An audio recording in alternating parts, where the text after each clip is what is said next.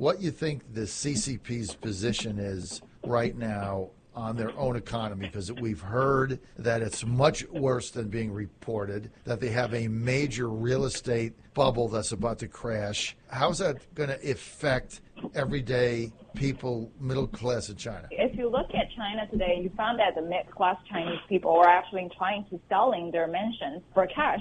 And which, if you look at the real estate market, you found lots of the houses were under list, but no one is actually getting out a purchasing offer, and that will cause a huge problem.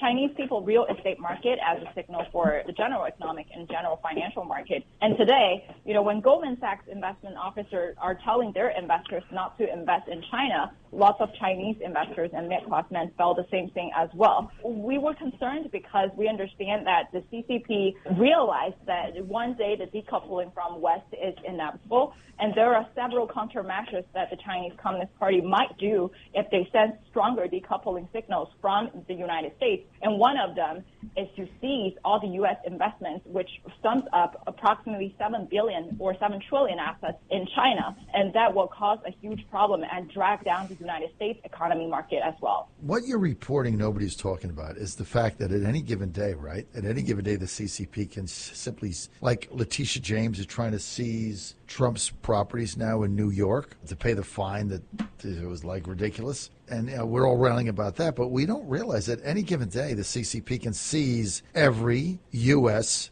owned invested business in China. They could do it tomorrow. They have the power to do that. They've done it before. They can just seize them all. I mean, it's billions and billions of dollars of assets, and then they'll all come crying for a bailout, right? They'll all want a bailout. They took the risk. They can get it seized, and then they're going to come crying to us for the taxpayer for another bailout. Yeah, absolutely. And if you look at what the Chinese Communist Party has done to its dissidents, especially with Miles, you understand how the Chinese Communist Party utilized these fines and their so-called constitutions to suppress and take wealth out of these Chinese businessmen. You look at the fines and the charges that the Chinese government put on Miles. They took millions of assets of Miles and his families and his partners and his business partners in China, and all his real estate projects, his hotels, and his houses in Hong Kong were being taken away. This is what the Chinese Communist Party do, and if they can do to a Chinese citizen, to a Chinese dissident, they can also do any U.S. investments in China.